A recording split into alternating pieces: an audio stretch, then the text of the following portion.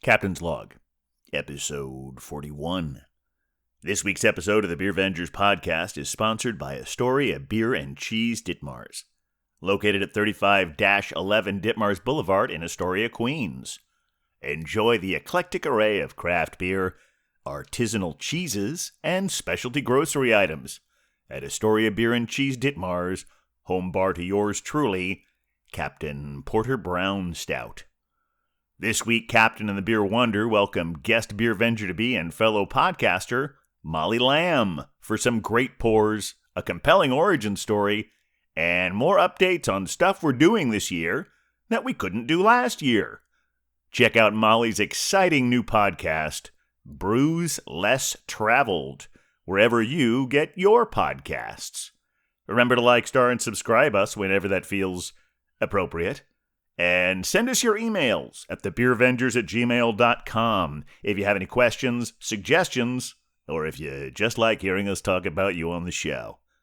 And now, without further ado, please enjoy episode 41, Hazed and Confused. Well, we're the beer vengers, beer vengers, beer vengers.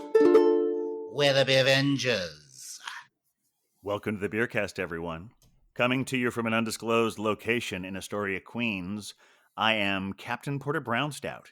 And coming to you from an undisclosed location in the County of Kings, it is I, the Beer Wonder. And we are the Beer Vengers.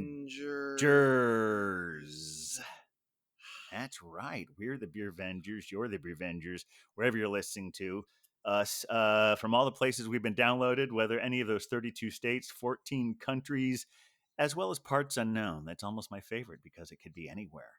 We're happy. I believe it's aliens, Captain. I believe it's aliens. You think it's aliens? Okay, yeah. It could be aliens. It could be Mississippi. You just can't tell. You never know. You never know. There are a lot of parts unknown in Mississippi, both to us and I think just because the Zencaster, our thing doesn't know. Anyway, happy to have all of you here. Welcome to the Beercast. We're really excited today because we got some great pours, but even more importantly, we have another guest beer venger-to-be, the host of the great new podcast from Beervana. It's called Brews Less Traveled. Please welcome Molly Lamb. Yay, Molly! Woohoo! Well, hello. I'm super pumped to be here and be a beer avenger for the evening. Well, you're not just a beer venger for the evening. Once you're a beer venger, you're always a beer venger. For life. Yeah, this is part of your ongoing origins. Oh, I Don't stopped say myself. It, you're gonna trigger Sometimes it. if I do it, I trigger the sound. So, but you're the beginning fable, starting story, whatever you want to call it. So we have great pours. We have a great interview coming up with her.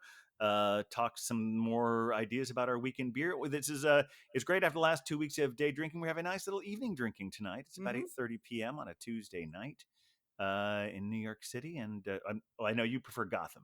Gotham Town, yes. Well, why is it is there a reason you prefer Gotham? Well, because it's a secret identity, it's a secret location, and it's very superhero appropriate. I mean, it does sound classy, so I'm up for that. We classy, yo. That's how we do. That's awesome. Right. Okay, so I guess one of us has to go first. Who do you think should go first, Beer Wonder? Well, I mean, we do have an exceptional guest this evening who I am super excited about. So it seems like it would only be polite if Molly did our first pour of the night. You're absolutely right. I was testing you a little bit there. Of course, Molly. What do you have for us today? Guys, I have a great one from Listerman Brewery in Cincinnati, Ohio. It is their Lemon Pound Cake. It's an American blonde ale brewed with lemon and vanilla in it, and it's delicious. Oh, really good. I'm looking forward to seeing that one. Yeah. Fantastic. Let's crack that open. Well, I was going to say, let's see that one. Yeah. All right. Oh, good. Very fresh, it sounds like. Yeah. Yum. Oh, condensation on that. My hands almost didn't. Gorgeous glass. Hold that up just a little bit because I want to see that gorgeous there. pour. Yeah. Oh, yeah. Oh, it's this wonderful straw color. It's got this gold to it that I just love. Oh, and the head buildup is just beautiful as well. You're getting a lot of nice creamy foam on the top of that thing. Yeah, really nice tilt there too. I mean, Molly is a beer professional, so this is exactly Yeah, the kind of pour we're looking for. I don't know. I don't know what you call that glass. It's sort of it's not. It's much like wider than a champagne flute, but has that same basic shape to it. That's I've really had a nice. lot of practice pouring beer, but yeah, this is one of my favorite beer glasses. It almost has like a little built-in groove for your fingers Hmm. on Oh, it. very It's pretty. nice. But yeah, it's a beautiful color. It looks kind of just like a IPA Hmm. or a typical blonde ale, but then the aroma just really gets you with that lemon and then the flavor and everything. So it's a blonde ale with a great surprise to it, I think. Very good. Will you Ooh, hold up the can next to it so we can see them together? yeah. Oh, it's Oh, a and lovely can art too. That kind of yeah. like yellow gold color. Is that a thumbs up on the bottom of the can? Is that what that is? I actually don't know what that is. It's not a thumbs up. It looks like water coming out of a faucet into a little bucket. Oh, okay. Very So far nice. from a thumbs up, but like I think it's their logo. I'm going to have to actually figure out what that is, Beer Wonder, because I don't know. Oh, that's lovely. Well, there you go. All right. Well, Yep. Oh, yeah, beautiful. Oh, it's just pouring right in. Oh, look at that. that's Is That's that great. sweet. what it is? Yeah. Yes. Well, it's what the beer. What's going to happen to the beer once it's time for drinking, right? Just goes Yeah. straight in. All right. Uh-huh. Beautiful. Well, I want to see what the beer wonder brought today. Well, I am very excited today because thanks to our dear friends at Astoria Beer and Cheese Ditmars, I have a Sponsored pour. yes, indeed. Sponsored for brought to you by our friends at Astoria Beer and Cheese Ditmars at 3511 Ditmars. This one is one that I'm excited about. It is a Florida beer coming to us from Miami-Dade County from our friends at J. Wakefield Brewing. It is Rolling Cloud, a double dry hopped hazy double IPA. Oh, Look at very that yeah. That looks lovely great. can art, right? Good cloudy, fluffy. Meditative. Yeah. Mhm. Very gentle. Well, so I'm excited about this one. It's a nice 8%er, so should be pretty good. Right. Quite the And crack. here's the pour. All right. I love a good hazy. It's one of Hmm. my Yeah. favorite styles. And yeah, I feel like clouds on the can kind of evokes that hazy feeling. Oh, Oh, sure. absolutely. Look at Well, that pour. yeah. Well, and see, and what I love about this one is everything I've seen about it and pictures of other people pouring it and whatnot. Definitely talk about how it does have a slightly aggressive head, like a high level of carbonation, good like bubble retention up there. There's some extra protein in there, so you can see both the cloud on the top as well as the cloudiness in the beer. So, very Well, excited about that this looks one. great. Oh, it smells so good. Well, as luck would have it, my beer is also a. Sponsored pour. That's right, it's a sponsored pour from Astoria Beer and Cheese Dip Marts and Astoria Queens. We actually didn't talk about this before the show. We We just rarely so do. happens. We try to sometimes, but we're so That's true. excited to get here on. We don't want to leave anything on the floor that you beer vendors out there miss. So obviously, if you've been listening to the podcast a while, if you've even heard my name, you know that I favor the darker stuff. But this is summer, and I'm seeing having a harder time finding new things out there because a lot of the stouts are staying on the shelf. So I'm using that as an opportunity to, rather than repeat myself, to sort of explore out and Hmm. see. And I've had some really good beers, and we'll talk about that a little bit. But this one, even though it is a new one for me, was the last one they had at Astoria Beer and Cheese. But they gave it to me, and also I feel like we didn't really indulge enough in the Pride Week beers. So Hmm. this is the Bell's Sparkleberry. Ooh. It's a Oh Pride my. beer. It is a sparkling Belgian style ale. It's a Tripel. Oh. And let's Uh, see, shout out to Tripel Man out shout there. out to Tripelman. Yeah. Yes, Here- one of our. Absolutely. I love Belgian beers. I love Belgian yeast. Yeah. Take So a when look you at think this one. Belgian, Molly, flavor wise, what are your go tos? I love anything that's kind of got like a little bit of like a banana-y Mm-hmm. undertone to it, but I love a good tripel. Yeah. But yeah, sometimes it's like in something, I don't know, to almost give it like a stewed fruit vibe to Mm-hmm. it, Belgian yeast. I feel like sometimes it adds like a little bit of sweetness to it. Oh, definitely. Hefeweizen will have a little bit of that Really banana. does have that nice, really beautiful strawberry. Or I don't know if it's strawberry, if it's what kind of a berry it is, but it's it's raspberries. I'm sorry, it's raspberries. You can kind of tell from the shape there.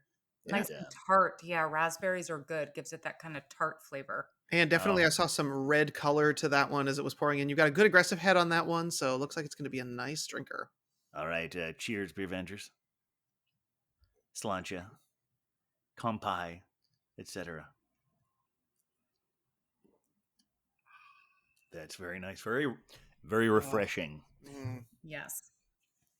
Oh my goodness. Okay, so Molly, this one being sort of that blonde ale. Now, had you sampled this beer before you brought it to the beer cast today? I have. Okay. I had a couple last week. And yeah, it's not a beer I would typically choose. Mm-hmm. I do love a blonde ale, but I don't know if I would normally go for a lemon pound cake beer. It's just not something that would typically strike me. I normally drink hazy or double IPAs or stouts or porters. I'm kind of like in those two ends Yeah. of the spectrum. But this one's delicious. You get that lemon kind of Mm-hmm. on the finish. And so yeah, they brew it with lemon and vanilla.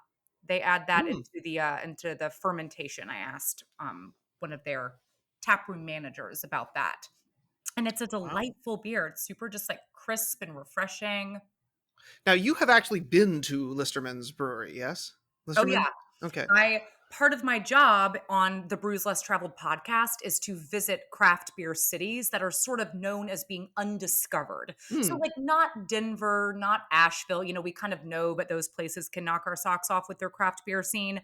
I'm going to places that you might not think of for craft beer. So the first beer city that we did for the month of June was Cincinnati. So Mm-hmm. I visited 4 different breweries there, and Listerman was actually hands down my favorite brewery. I Mm. don't know what it was. It just kind of had this vibe of like a local watering hole. Hmm. You know what I mean? It was like you go in, it's just like this cozy little kind of neighborhood dive bar. I love a divey vibe. It had a bigger back room. Actually didn't go in that room, but the front area was so cozy. I got to know Abby, who is one of their tap room co-managers. I had her on my podcast. She was fantastic. She was so cool. And I snagged some beer from her and came home with a bunch of fun stuff. And they're great at doing these sort of experimental ales, Hmm. but not so completely off-centered. They're still very approachable, but like this one, this lemon pound cake blonde ale, it's a little bit experimental, but it's not so crazy. There's a lot of flavors that are almost nostalgic to you when you Yeah. have it. It's a delicious beer. They do a great job. I love Listerman. We Now, featured a couple of their beers on the podcast before. We had one, I think their Chickow Espresso, as well as their Cookies and CREAM Imperial Stout, they're both very, very, very nicely done. now Nice. I, Yeah, I their gotta know Chickow how. won an award. Oh yeah, I gotta know, how do they get the vanilla in there? Is it like, just, do they actually put vanilla beans? Or are they using an extract? Were you able to get any deets on that one? Extract. Yeah, they're Okay. using lemon and vanilla extract. It's just less wasteful than Mhm. using like actual lemon pound cake. But yeah, they've won a bunch of awards. That Chickow you mentioned, Captain, they won something at the Fobab. I think it got best in show at the Fobab. And yeah, they've won a bunch of awards. They're a great brewery. Really doing a good job. Excellent. Tell us more about that beer you have there, Beer Wonder. Well, I mean, I know, Molly, you are a fan of the hazy IPAs, double IPAs. This one definitely checks all the boxes on that one. So this does appear to have been a short run of theirs. So I wasn't able to get a ton of information about the brew itself and what is in there. But I do know that it definitely gives me that nice hit of citrus that you want from a nice hazy IPA. It's got that good sweetness on the baseline. But it does hit me with a little bit more bitterness than I would anticipate for an 8% double dry hopped hazy IPA. So it does end with a nice astringency, which I kind of like. It's sort of that halfway point between that West Coast and that East Coast sensibility. It's kind of a nice mid-range beer. Really digging it. And all, at an 8%, I am absolutely starting to feel the effects of it after only a few sips. That could also be because I had a light dinner. But it's definitely doing its job. And that sort of rolling cloud sensibility, I get that it's got a lighter body to it than I would have anticipated for something like this. So scarily easy drinking, very delicious, nice hit of bitterness, beautiful nose, lots of grapefruit. Home run. Just real home run. Very good. And you, Captain? This one, it's funny. Hadn't come across my radar at all. It's an 8%er, or or is it 9%? I think it's 9 actually. But it's very easy drinking, so dangerous in that way. Mhm. I don't taste a lot of the things I generally associate with Belgian beers. Okay. Because how whenever time you have an Allagash or an Amagang, they're like those Belgian spices are always omnipresent. Yeah. This one I don't see it quite as much, but it's the sparkling and the raspberry is really that's what I'm taking away from it more, and it's delicious and light and wonderfully refreshing for the summer, um, and I'm liking it a lot. Well, there you go. It's always nice to branch ever so slightly outside of our comfort zones, right? Something that we wouldn't necessarily expect. It is. I find like every time because I've been going out to a few more bars this past week, and that's what I'm sort of doing, especially because it's some of their stouts that they have. They'll have one that I've maybe already had enough of. Fair enough. Yeah. And I might have one of those, but I'll always like, okay, let me try that double IPA. Let me try that sour. And Yeah. I will certainly get more into that story a little bit later because it's been an exciting week in beer. But before we get to that to the weekend beer, I feel like we really should we've had our lovely pours, but we also have a lovely guest.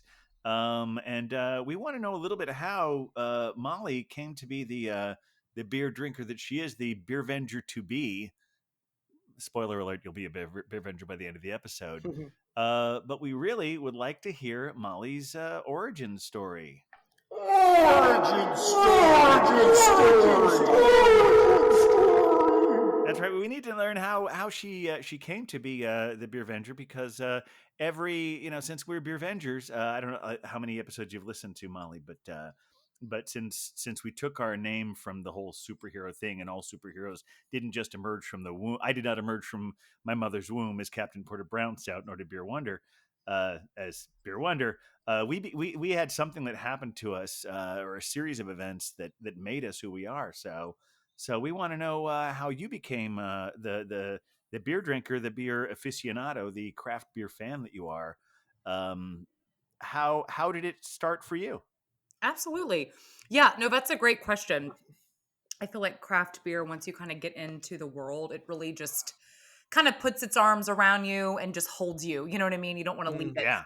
I started out drinking craft beer actually when I was in high school. I am from Atlanta, Georgia originally, and there is a brewery there called Sweetwater, and they It's a have a cannabis great. friendly brewery. Mhm.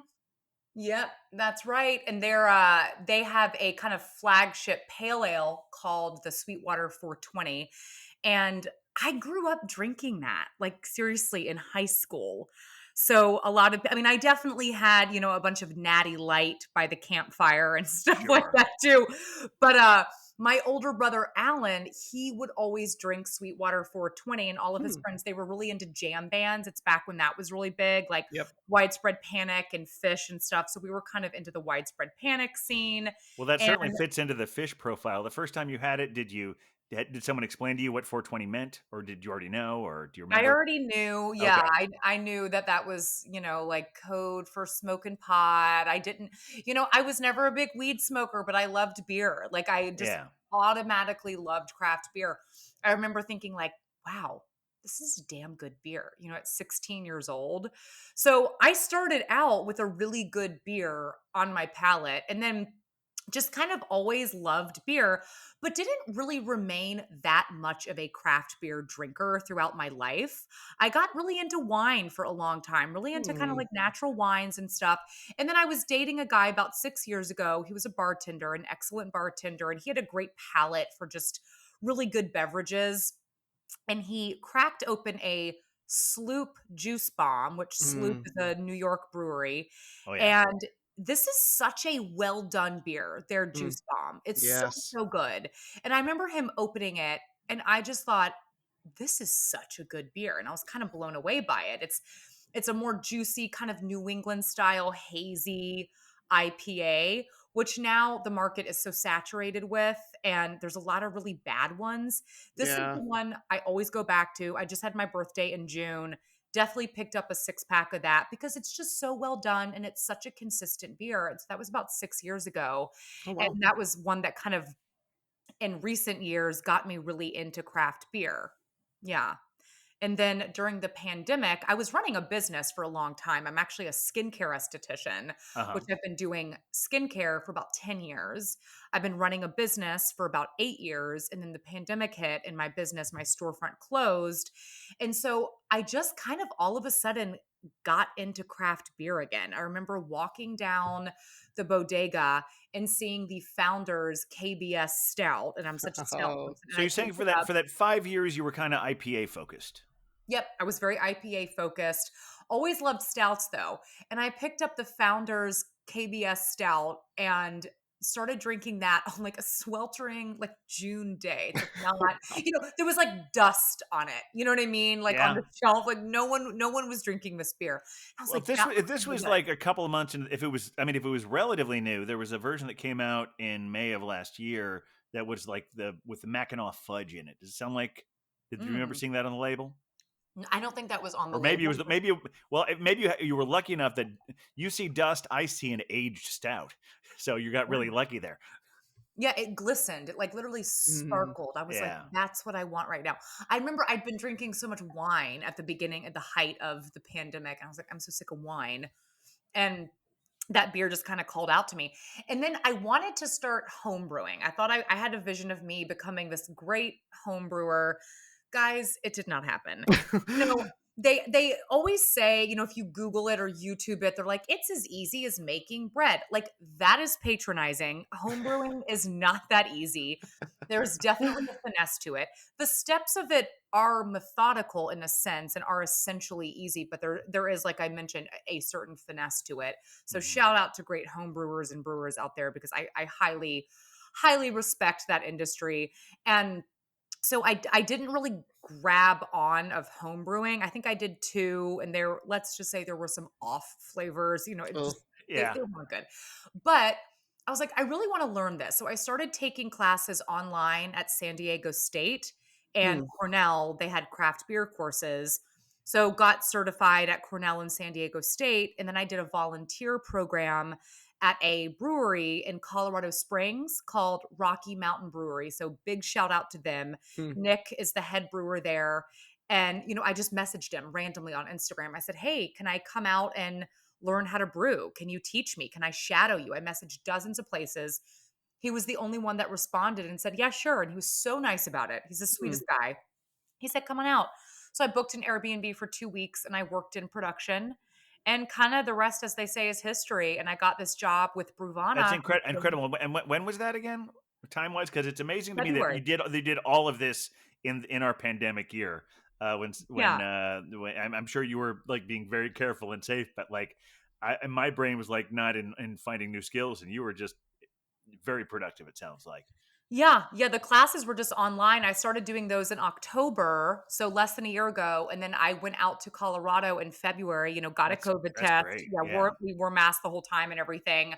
And it was just him. He's the only brewer there. It Hmm. was literally just him, and so it was just me and him, total hands-on experience. I was milling like 600 pounds of grain, moving Whoa. 200-pound barrels. I mean, I was kind of like, all right, the physics of this don't make sense, but let's give it a go. And he was Do the great. physics make more sense now? They do. Yeah, Yeah, he was you like okay. I can imagine even only just spending 2 weeks, if you're just that kind of concentrated thing, it would start to make sense to you. it did a little bit. 2 weeks is not enough time to learn how to brew, but I learned a ton. No My doubt. head was kind of spinning with information, but in like a really great motivating way. So big shout out to him, and it was so fun, and just being out there in beautiful Colorado. I didn't really like love Colorado Springs specifically. Uh-huh. There's not a ton to do there, but it's beautiful. You're right in the mountains. It's gorgeous, and I just learned so much, just the science of it and the physicality, just how much, physical labor goes into brewing, Yeah. and Yeah. I have such respect for brewers. And so it was amazing. And then I got this job with Bruvana hosting their podcast and they have like virtual beer and cheese events that I host. And I do some other internal work in the company, like fulfillment meetings and other kind of day-to-day things like that. But it's been a whirlwind. Yeah, I kind of can't believe it. I'm like, this time last year, I was still an esthetician fighting for my business in the midst of the pandemic, and now, I work in craft beer. It's kind of crazy how things Yeah. pan That out, is you know? amazing. Well, I'm just so curious, Molly, because I think a lot of people have this dream of like running away to become a brewer, and you lived that in a really cool, direct way. And sometimes I think that there is like a fantasy around what craft like making craft beer is. It's this like beautiful process, and we're just kind of drunk all the time. What does a day as a craft beer intern volunteer in production look like? Like, what did you do every day? Yeah, no, I know, and I did kind of have that sort of aspect in my mind. Mhm, I was like, "Oh my gosh, it's this meditative thing. You're kind of just brewing and it seems so meditative and wonderful." And it is. There are mhm, aspects of it that are kind of peaceful. You're just sort of like marinating over this almost like porridge, in the mash. But a typical day, I would get there and I would kind of just see what Nick needed. Nick was the mhm, head brewer out there at Rocky Mountain Brewery that was training me. And, we would either kind of finish what we were doing the day before, or we would start a new brew day. And mhm, he would just kind of say, what do you want your beer to taste like? And then we mm, would just kind of go from there. And the way he did the program was so cool because he had never done this before. mhm, We started out with me just actually going in their homebrew supply shop and just tasting the grain, just literally going and tasting the malt. Just like take one little grain, one little pellet of it, and just taste it, mm, and go through about 2 dozen of them and just taste it and just make notes on it and see what that's like. And then we started out with kind of a fancy homebrew setup. So like a nice big kettle over a flame, just kind of like a fancy homebrew setup.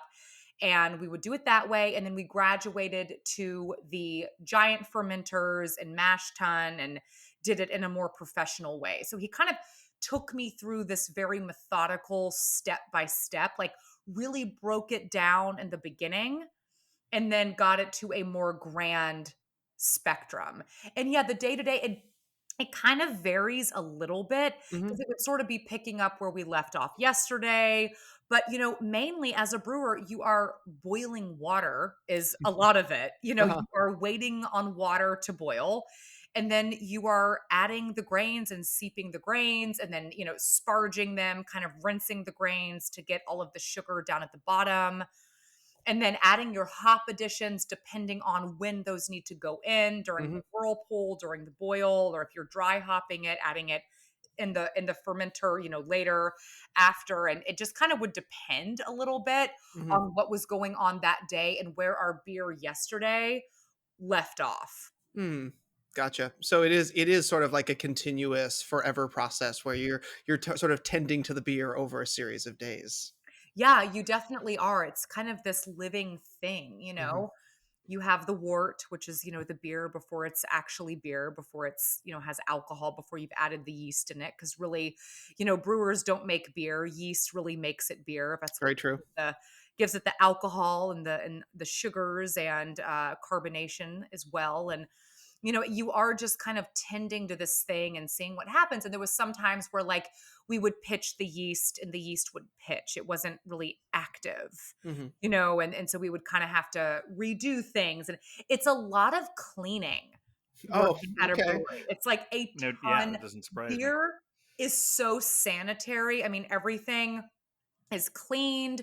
You have sanitizer and cleaner. Those are kind of two different things. You're, cleaning and sanitizing everything before it touches the beer or afterwards. So a lot of times you're spending like half the time kind of cleaning, like Mhm. Dear Wonder, 50% of I the think I time. think when you were doing your home brewing, I remember you being really focused on that as well. Yeah, one of the things that I remember was that sanitizing everything was just so utterly important. And I remember, Molly, you mentioned that there were some off flavors in your beer. I know that sometimes that can be a product of maybe something didn't get totally cleaned or Yeah. maybe something sat too long. And I can imagine on a massive scale like you're talking about, that could really ruin a lot of this, wonderful product that we all enjoy. Absolutely. Yeah, the off flavors a lot of times can come from, yeah, bacteria from from something. And it's not necessarily bacteria that's going to harm you, but it will Mhm. make your beer taste gross. Yeah. But yeah, Well, it's tedious. yeah, I mean, it is hard work, but it's just lovely because I hear a lot of people who go into brewing saying that their life is like clean, clean, clean, clean, clean, clean, clean, clean, maybe taste some hops, then clean. And Mhm. it's just nice that you were able to find this wonderful balance in the way that it was this sort of like process that included a lot of cleaning, it sounds like, but that you were actually be able to sort of like feel the creative energy that comes with making beer because that's what gets many people, so many of us into that, right? I think would you Absolutely. agree? Yeah. Yeah, and I love how Nick explained everything to me, and then we would boil hops. One of the days I remember we did that, and we just kind of made like hop tea. We didn't drink it because it doesn't taste great, but just to smell it and kind of go on this Mhm. like aroma sensory journey with the hops, and just try. I think it was like 2 or 3 dozen hops that we boiled and just got to know them, got to know their Yeah. character and what that variety of hop was like, and he really just said, "What do you want your beer to taste like?" One of them, I added cardamom and like vanilla, just like Mhm. kind of weird Yeah. things in it, and just to see what would happen. I never got to taste that one because it wasn't, I was only there working in production for actually 10 days. So it's like Mhm. not a ton of time to see anything through to fruition. But, he really did put a big emphasis on the creativity behind it. Yeah. It is a lot of manual labor, it is a lot of work. You're going to get dirty, but there is this beautiful creativity. And I just have such respect for brewers. It's like nurses and teachers and then brewers. It's like my top three professions that I just have such respect for. Brewers typically don't make a lot of money. They're Yeah. not like super rich guys. It's kind of like a labor of love. And a lot of them are former food scientists and these just incredibly brilliant guys. It's a Mhm. very cool profession. I have a ton of respect for it. I don't know if I'm cut out for it, but I loved going out there and doing that and just kind of getting my hands dirty and learning. It was so inspiring. Yeah, and I also love listening to your experiences in Cincinnati. It's interesting because we recently did a two-part episode when I went to visit my dad in Dayton. We did crawl there, and there was a little. Dayton, Ohio, is about an hour north of Cincinnati. And we talked a lot about the Dayton breweries, but also talked about Cincinnati breweries. And we featured two of the breweries that you featured on your podcast on our show, which was Listerman's as well as 50 West. And so I really found listening to your first few episodes fascinating because you don't just like throw in one or two beers. You spend four consecutive, or actually, the Cincinnati show is going to be 5 weeks. Is that right? Yeah, yeah. So we do a whole month. So there was 5 weeks in Right. So it's a June. really So deep dive into a city that you might not have heard of, and what a great time to do this because every city you could like throw a dart onto a map, and you go like, okay, what good beer is here? Obviously, your research a little deeper than that, uh, but uh, but yeah, Cincinnati is Well, such a great beer town. I'm looking forward to the one you have coming up. Is about the brew bus guy who just takes you to all the breweries all over Cincinnati. yeah. and That and sounds for fascinating. for people who may be catching up to this, so your podcast is called Brews Less Traveled, right? And can you tell us a little bit about, because I know it's not just that it's a podcast, but it's like a podcast and there's another part to it. Can you tell us a little bit about how this works? Absolutely. Yeah. So Brews Less Traveled is both equal parts. It's travel and beer. The Hmm. emphasis is on beer, but basically I go to these cities, these craft beer cities that have kind of an undiscovered scene, and I discover them. So it's really, obviously the job sucks. It's like no fun at all. Like I have to travel. Clearly. I Oh have to go yeah. to breweries. It's like terrible. Um, but yeah, it's great. Yeah, and especially right now because everyone is getting back out there into the world and traveling. So this is a Yeah. great podcast for anyone who loves to travel and anyone who loves craft beer. And to be honest, who doesn't at least have a slight interest in those two things? So Right. I go to the cities. Our city this month for July is Pittsburgh. So I was just in Oh. Pittsburgh, visited 4 breweries. It's always kind of a whirlwind, and I interview people there, get them to come on the podcast. So we're doing it I'm recording it tomorrow night. We have 11th Hour that we're going to feature, and that will launch a week from tomorrow. So yeah, it's super fun. I mean, I get to talk to everyone from brewers to tap room managers to brew bus owners. I have a can artist guy coming Oh, fun. on one episode. Yeah, like there's so many aspects to craft beer, so it's really great. And I get to hang out and just ask them questions, get to know them, promote their beer and brewery. We have a different beer that we feature each week. Some weeks it's even two. So people sign up for this, and it is a beer subscription club. So it's Oh, the cool. Brews Less Traveled Beer Club. So people can sign up either for 6 months, or they can just do 1 month, and they get all of these beers delivered right to their door. So Oh, it's wow. a great thing if you're a beer lover, because these are beers that you can't really get. That's the thing with craft beer. It's so local. It's kind Right. of only in your region. So if there's a great beer from Wyoming, I live in Brooklyn, I'm probably never going to get it. Yeah. For example. So that I to have me, not that yet makes found a it good fun. Wyoming beer. I haven't found any Wyoming beers. I found the best I've done is Idaho, as far as that Okay. region of the world. I Wow. was in Wyoming in September, and yeah, I didn't actually go on like a beer venture there, but yeah, I'm wondering what their beer scene is like. That could maybe I be feel a like discovered. the last time I looked at our list, I think we were up to 35 or 36 states, and our goal is to feature every state on this podcast. But your podcast, I mean, it was fascinating. Is like you think you know things, and you will always your podcast is great to listen to. Mhm. It's entertaining, but and informative, and you may think you know some things. As I said, I grew up an hour from where her first 4 episodes were, and I didn't know that Cincinnati had the second biggest Oktoberfest celebration in the world. Yeah. And I mean, granted, I wasn't really into Oktoberfest as a child. I left there when I was about 2021, but still, I knew what Oktoberfest was, and I didn't know Cincinnati Oktoberfest was the biggest ones ever. And I also loved hearing about you talking about 50 West with the bike trail that runs through it, because my dad had told me about that, because Yeah. he had stumbled across it specifically because of that bike trail. I know that's the fun thing about doing this is we give facts on the city, so you learn a little bit about the city. And then of course it's mostly about the beer, and we tell you about the beer we're featuring. I research the beer, so you learn about that. I'll go into maybe the beer style a little bit. And my co-host changes every month as well. So that's kind of fun. I have a different Yeah. co-host in a different city each month. So my co-host for this month, his name is Eric, and he lives in Pittsburgh. He's a local in Pittsburgh, so he's going to have a really fun insight to the city. I can't wait to hang out with him. That is Well, so very cool. good. Yeah, I'm looking So, forward to that. so I am also curious, how do you choose your cities? Can you So give us an insight on that? yeah, I actually don't choose them. That Okay. is within the Bruvana company. They kind of have them picked. Okay. So I do their top secret until the new month arrives, Oh, cool. until we like kind of mail the beer boxes to our beer club members. Like then we announce it. Mhm. So I do know what the next few cities are. I cannot announce it. People Got have it. to tune in.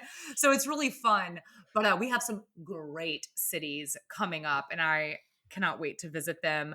So yeah, I don't actually get a say in that, but I'm suggesting a few. Like Birmingham, Alabama, Mhm. apparently has a great craft beer scene. My Oh, brother cool. and his sister-in-law live there, and they want me to come out. And it's really cute. They're like, we have a great craft beer scene, and you can tell the company that they don't even have to pay for a hotel. You could just go here. I have never had an Alabama beer. No, that would be exciting. That's and it's so cool that in this time when we have more craft beer breweries in or breweries period in the United States than we have ever had, Mhm. that we can highlight all of these unique spots, Yeah, that's and great.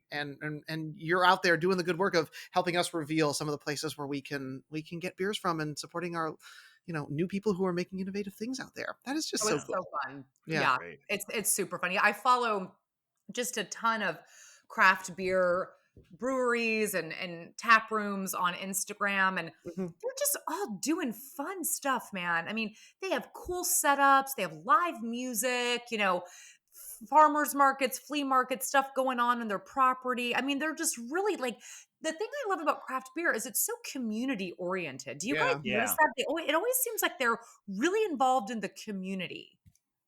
Yeah, oh, most definitely. I mean, Yeah. I always joke that here in Brooklyn, and as a fellow, County of Kings liver, you probably recognize this. I love the idea that we can go into a brewery today, or you can walk into a brewery and there's like someone with a baby, there's someone with their kids, like people are playing Someone with their games. dog. Someone with their Yep. dog, yeah, and that there's music playing. That there's one of my favorite breweries here in Gotham.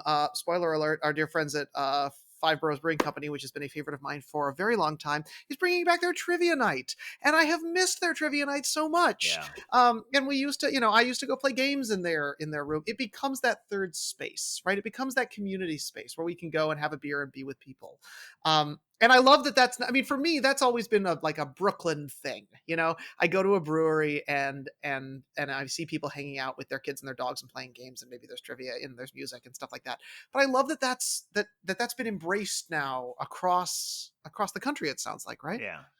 Yeah, it's Yeah, like it really people has. people want to say that they're everyone gives a lot of lip service to being really supporting small businesses and made in America stuff, and I don't think there's anyone doing it better than craft beer. I totally I agree. yeah. I'm getting ready to move to Chattanooga, Tennessee Mm-hmm. in August, as you guys know, because we are friends outside of this podcast. Yes. And again, I follow these places on Instagram, and it's so inspiring. It makes me excited to want to go Yeah. because I see what they're doing. There's Naked River down there. There's Chattanooga Brewing Company, and they're doing really cool things. They're really just like hosting farmers markets, flea markets, and bands. I mean, I know I already mentioned that, but just like they're really Yeah. trying to bring people out, get Mm. people together, especially now that things are kind of winding down with the pandemic, we hope. And a lot Fingers of people have crossed. been Yeah. a lot of people have been vaccinated and are feeling safer because of the vaccine rollout. And Right. they're really trying to kind of cultivate that feeling of everyone is welcome. Yeah. I feel that very much in beer. Whether you have a baby and you're going to just stay for one beer, or if you are like a big group of people and it's a frat party and you want to like drink all day, we have like giant picnic tables and you can be loud in here and we're not going to judge you. So there's kind of all Yeah. ends of the spectrum. Yeah. Oh, most definitely. Yeah, and going on with the whole notion of sense of community, I know I did listen to all that, and I'm still trying to figure out what your Beer Avenger name will be, and we'll get to that. I don't know if you have any ideas, Beer Wonder, but I mean, well, I mean, we were chatting beforehand, and it does seem that Molly may be our first beer venture who has come with a name herself, which is exciting. Did I break the rules? No, Oh no, no, this is that's here's the weird thing is I feel like the more I get to know someone, the more I think of them just strictly as a person and the person I'm getting to know, and it's hard to slap a label on that person because you hung out with us and Huck, going to Grimm and a couple of other places, and we spent some time together a few nights ago. And so the more like it just like it's I think sometimes I'm better at naming people who are virtual strangers because I can pick Yeah. qualities, but you actually Yeah. have already figured a name for yourself. I well. know we talked about it the other night, but I said hazy lady just because I do love a good hazy. Mhm. Well, and we don't have many representatives for the IPAs here. I'll be honest. We have no, I don't Hophead think we do. Huck, aka Pale Male, aka Sourpuss, aka Add. And So he doesn't even, I won't even say his real name because it's not exactly, allowed here, but he doesn't even really drink IPAs anymore. The yeah, other Yeah, day, yeah. he was saying he drinks Pilsners Well, more, yeah, I louder. also think, Lagerlich. I mean, listening to all of you, every time you interview a brewer and give them your survey, which you can give to us in a little while if you want to. Okay. I always think that like I feel the old school brewers are always more into the West Coast IPAs. So I think that like as popular as the hazy IPAs are, I think there's some skeptics out there. So I think it's Yeah. great. There's a lot of skeptics with hazy IPAs. And, I think because Anytime it there's a came trend, there on, will be. I think, yeah. and this was a big trend and it came on and it came on strong. Mhm. But, I feel to me with hazies, what makes them so beautiful is it is truly identifying hop character. Yeah. Yeah. Because there's so many hops in there. Mhm. They're dry hopping, which is not boiling the hops. So it's extracting that aroma and that kind of juiciness. Uh Yeah. huh. And so to me, as someone who really loves the beauty of hops and what they can bring, and not just that bitter piney resin, but that juicy quality. You know, like if you have mosaic in a beer, it just leaps off your tongue. It's like juicy fruit, or, citra. And, I mean, to me, they're just such a beautiful representation of hops, Hmm. but a lot of them are so poorly done now, Yeah. and they Yeah. taste like crap, and they're so heavily dry hopped, Hmm. it almost tastes muddy. It almost like muddies the beer down, and it's heavy, and it's like carbonation cannot even get through that. I do like carbonation in my beer, unless it's a stout, then that's like a little different. But so a lot of them are very poorly done. And that's why, again, back to what I said earlier with Sloop Hmm. Juice Bomb, that is a juicy, hazy IPA, New England style IPA, in my opinion. I don't know if they market it as such. They just kind of call it juicy. But they were Yeah. kind of one of the first ones doing that ish. I mean, I know it Yeah. came out of Vermont, but I think it's a beautiful style if it's done well. But there's too many Right. on the market now. Yeah. Well, here's the thing, Molly. That was honestly one of the most beautiful descriptions of a mosaic hop I've ever heard. Yeah, Hazy Lady it is. I don't think I we need mean, to discuss it any further. Yeah. I was gonna say, if you're feeling like that kind of defense of the beauty that can be hops, I feel like that is a mantle that you own, and I for one feel like Hazy Lady is a well earned beer Avenger name for you if it is something that you feel good about. I do. I'm hazed and confused, y'all. I love Oh, it. I'm oh. I came prepared with a pun, okay? Yeah, I almost want to call you Hazed and Confused instead of Hazy Lady, but Hazy Lady Yeah. is Yeah. great. No, that could Uh, be that could be good too. That's like one of my all-time favorite movies, Dazed and Confused. it's a great movie, and it also fits into your first beer since it's 420 friendly, and that was a very 420 friendly movie. So Hazed and That's so Dazed, There you true. go. all of Oh, that. it Now, all what comes together. It's a it it's does, it a does. beautiful layer cake. One of the things we've been highlighting the last few weeks, couple of months, I don't know. As I said, time is a well, okay, all right. It's a flat circle. I should have. That's a McConaughey mashup there. We've been talking a lot about how we've been revisiting places we're allowed to revisit and what those experiences have been. And I have a few. In fact, it was funny because on Saturday I was worried like I'm not going to have anything to talk about on the show, and then all of a sudden the last few days we're recording this on a Tuesday night. I just all of a sudden found myself in all sorts of places. The first place I went was the new Alewife. Oh yeah. Uh, it was funny because it looked like it was going to rain all day, and I kept hearing all these people are traveling out. So I thought that New York City was going to be in its own. If you live in New York City or Gotham, and one of the great things about holidays that you don't travel for is there's a lot more room to breathe in the city because so many Mm. people are gone. And so I got in a city bike and I went up to Alewife, and almost all their tables were filled. And I Oh was wow. thinking, I guess maybe I can't stay here. And I was explaining to the guy at the front's like, oh, we'll bring out another table for you. So that was really cool. I had to like Oh, we featured the they sometimes come out at night Imperial Stout, or I guess the full name is they mostly come out at night. Mostly. It's got a I'm little gonna need to alien. try that one. It's a good one. It's got like cinnamon and ooh. pretzels, and it's fantastic.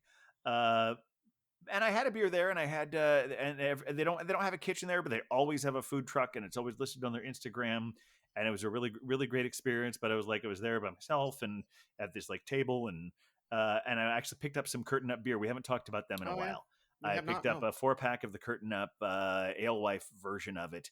Which if you see that where you live, pick up some of that because that helps to benefit the performing arts. We are still struggling in the performing arts community.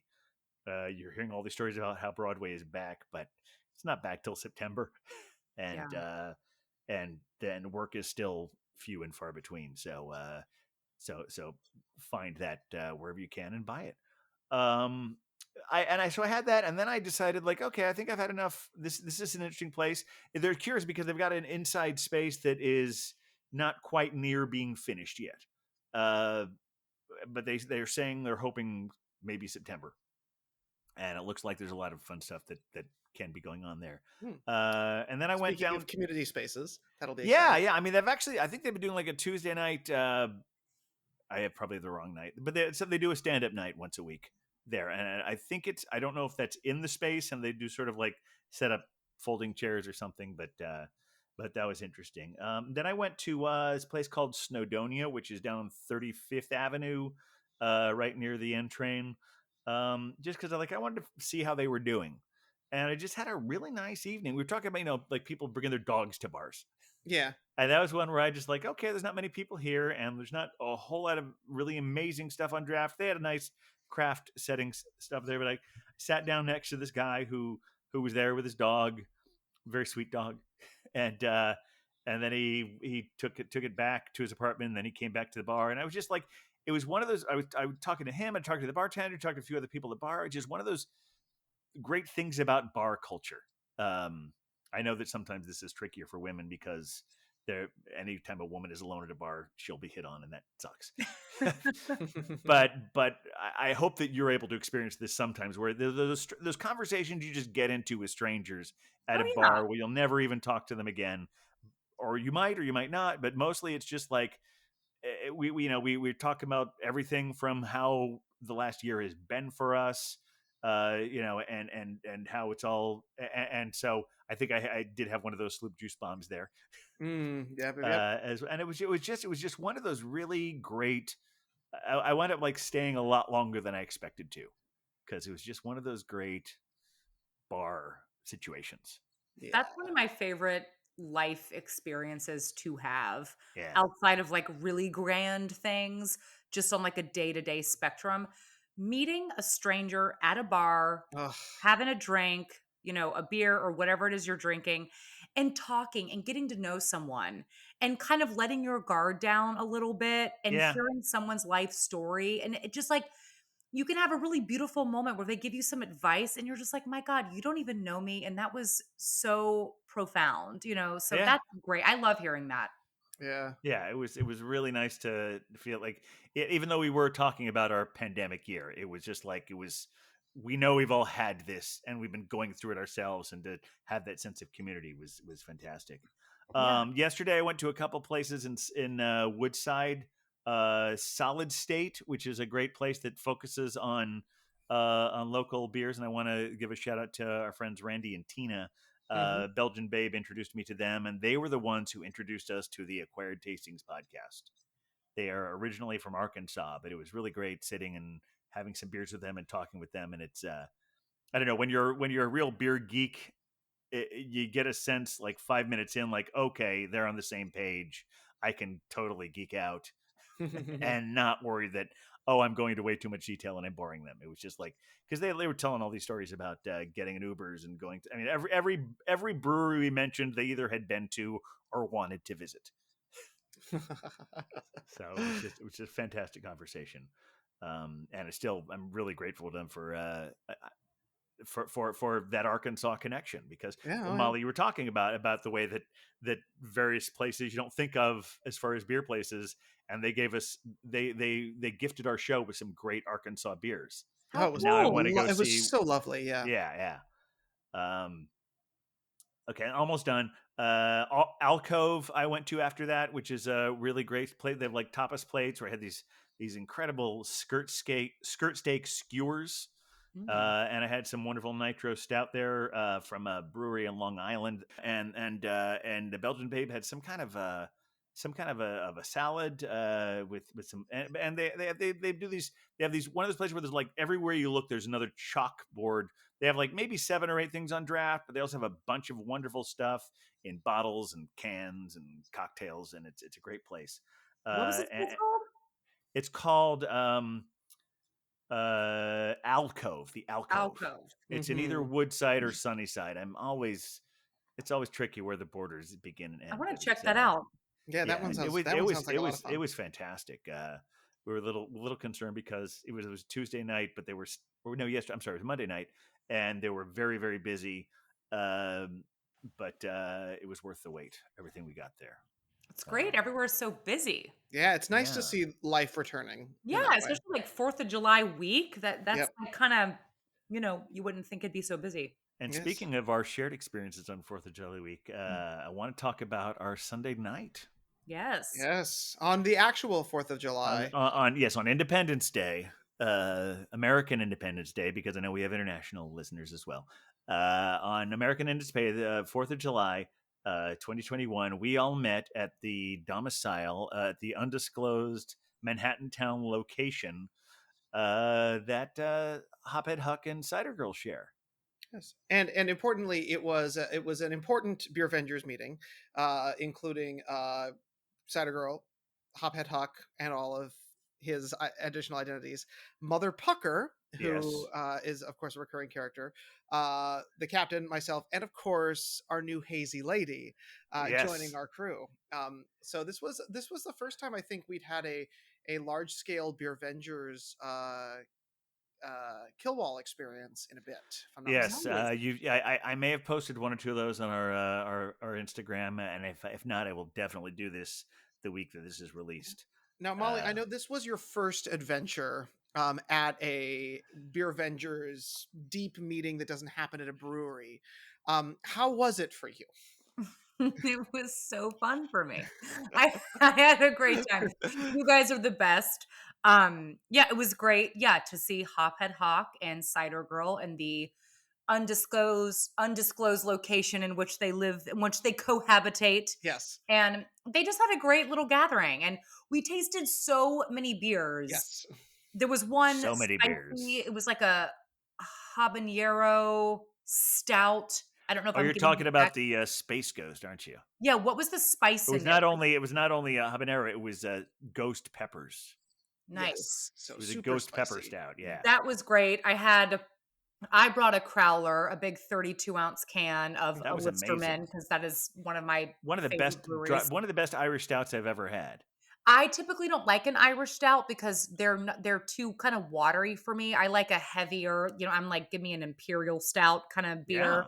Yeah, Yeah. but that had This that one, like just chocolatey coffee notes to it.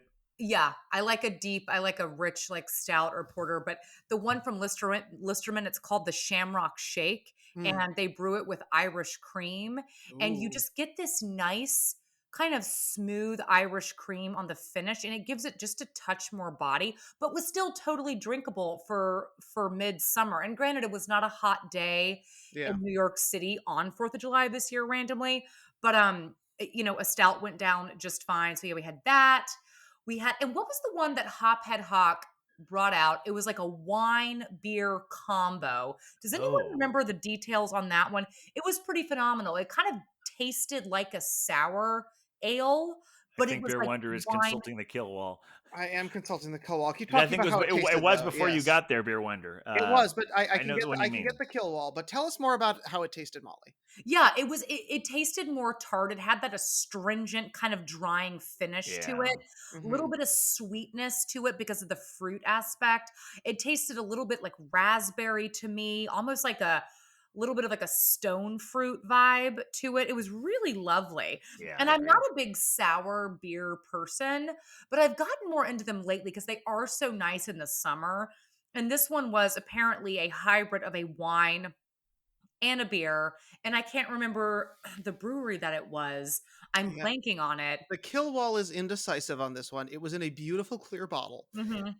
with a gorgeous pink label. Perhaps this is something we will have to consult Huck for our hookups for next week, so that we Yeah. can make sure that we get that in there. But yeah, Oh it fuck did yeah, sound my like dude.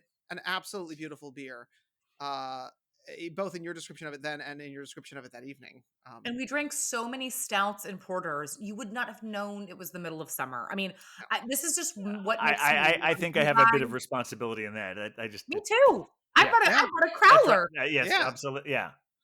Well, I ruined the trend, I'll be honest, but I had a moment that I needed to have with Oh, you had to. our Yeah. dear mother Pucker. Now, for those of you who listened last week, you may recall that I was enjoying the unicorn farts with all of you. Well, And I this did week, right after we got off the show. That was my second pour that you didn't have I hear remember it. Yeah. you had Yeah. one there, but this is a I beer that still have one. Yeah. I had sent Mother Pucker on basically a wild unicorn chase for like a year, where we were trying to find it for her, and Yeah. so having found a 4-pack, I thought it not only important that we taste it together that evening, but I also sent her home with a pack. And Molly, you also had a chance to taste it.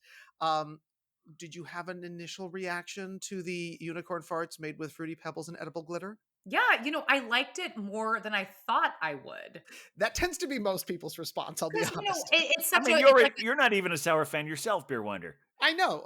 Yes. yeah, and it's like obviously like a hilarious name. I mean, I love that they just went for it with the name. And I Yeah. listened to episode 40 where Beer Yep. Wonder talks about this. I think it was like on your last episode. Yes. Um It's a delightful beer. It's smoother. It's like got like more of a malt profile than most sours, I Yep. feel like, and has like a little more depth to it. It's a really nice beer. I liked it. I would totally drink it again. Yeah, most definitely. It is a delightful drinkable adventure, and I'm glad that Mother Pucker now has her much coveted can, and we had It's a chance to about taste it time. But together. yeah, sours sometimes for me, they're almost like a palate destroyer. It's like Yeah, I taste a sour and it's like I can't taste anything else for the rest of the evening. It's like it yeah. just kind of I don't know.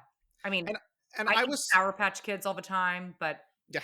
Well, I was so glad that you actually ensured that we did have a pilsner before a few of our beers. I thought Molly, you were doing, or excuse me, Hazy Lady, you're doing an excellent job pacing us that evening. At oh least once good. I showed up Absolutely, yeah. to make sure that we were, having our stronger beers and our lighter beers mixed together, so that our tongues didn't just completely rebel over the course of the night. That can happen. Yeah. There's actual taste therapists. That's a job that Oh, people really? have, and they talk about that sort of thing. I don't know much I about it, believe but it. it's Yeah. kind of interesting, because the tongue is a fascinating thing. It's a muscle, but then it also kind of has this ability to obviously taste things. And yes, sometimes sour can really sort of kill your palate a little Hmm. bit. So I personally like to finish with a sour, but I did like how we did it, Beer Hmm. Wonder. Like we had the stouts, then a pilsner, and then the sour, and it was such a nice progression. It was just like a really great beer tasting evening. I was so happy with that. And I was really glad I was able to introduce you guys to the Warped Wing, a Baltic Argonaut aged in Yes, Ah, rye whiskey barrels very that much one so. That was uh, was lovely. superb. from Hmm. my Dayton trip. It was heavy. Yeah, I still have a bourbon version of that in my cellar. So Ooh, that'll probably for, make its for a emergence at future some show. point. Yeah, yeah. Well, I did actually want to hop in with a quick hook up that was submitted to me by one of our listeners, Oh yeah. a gentleman that if you are a listener of the show, may know, named the Globe Hopper, Oh yeah. who is doing the good work out there and hanging out with my friends over at Five Boroughs Brewing Company, along with another number of different locations. And he was listening to our show and wanted to let me know that unfortunately I mentioned I had attempted to taste a number of my favorite Pride beers this year, but I wasn't able to get down to Five Boroughs Brewing Company in order to get their beer this year, which is one of my favorites. It's their United by Beer, and for years and years they've been making it as an IPA. But he did give a listen and let me know that this year it is a wheat ale. So they're making it Okay. as a really delicious wheat ale. It is supposed to be really kind of classic wheat style with citrus and spices, more of a craft Blue Moon take, but with a little bit more depth. And so I wanted to give a great shout out, of course, to Globe Hopper, who I'm always happy to hear from in any circumstance. He and I did a fun pass off via train of some top secret materials the other day. So shout out to meeting me on the platform of Excellent. the Q train and letting me literally throw a bag of something at you during all of that. And thank you for keeping an ear on the podcast and keeping us honest. I am very excited to have a United by Beer with you very soon. I'm excited that we can let Pride spill into July. Mhm. Just like 28 days isn't enough for Black History Month, 30 days isn't enough for Pride Month. Yeah, We need to be absolutely. and we still have in the spirit of that. Since I had a Pride beer here tonight, yeah, let's celebrate all of that all year long. Yeah. Um, Absolutely. here's a bit of a huck up. Or more of elaboration. Last week you were talking about the Big Alice beer Yep. with the donuts in it. I don't know which one you had, but the one I had last year was called Bodega Breakfast Stout, That was the one. Love and it. the donut company was called Comfortland Donuts, Mhm. and the coffee in it was Native Coffee Roasters. And There you go. as far as the cinnamon toast crunch, I did a Google search for that, and that's happening everywhere. I know I everyone likes a good cereal beer. but yeah, Mhm. I just did a search for a cinnamon toast crunch stout, and now I just want to get in a car and drive to everywhere I can find them because they just sound amazing. Yeah. That sounds so good. I don't know if we have much other business, but I do want to. This is in beer news. I don't know if anyone read that the Goose Island had a brewery in Philadelphia area that closed down during COVID times. Yes, I did see that. And it is going to reopen as an other half brewery. Yes. Other Wow. half is they're taking over that Goose Island. As much as I will continue to drink the wonderful Goose Island Bourbon County beers. I'm conflicted because of their associations with InBev. I will still drink those, but I feel like with other half taking over that place, they're probably in better hands. Very much Because so. I think the InBev people will let Goose Island brew wherever they want to, but for whatever reason that wasn't there, and I'm glad Philadelphia is getting a nice Brooklyn brewery in there. Absolutely. Yeah. Other half makes great beer too. Good for them. They're killing it. Yeah, they really are. Well, Molly, or excuse me, Hazy Lady. I know. I have to get used to it. It's taking a moment, but I'm so excited. Here's the thing. You are so active on the social medias. You've got this amazing podcast. Where can people find you if they want to hear more about what you're doing, hear about your upcoming cities, follow your adventures everywhere? Where should they look? Yeah. So people can definitely find me on Instagram at Molly_brews less traveled. That's my Okay. Instagram. I love hearing from people, beer recommendations, city recommendations. People can also check out brewvana.com and go on there to sign up for the Brews Less Traveled Beer Club if they want to. But follow me on Instagram. I love it.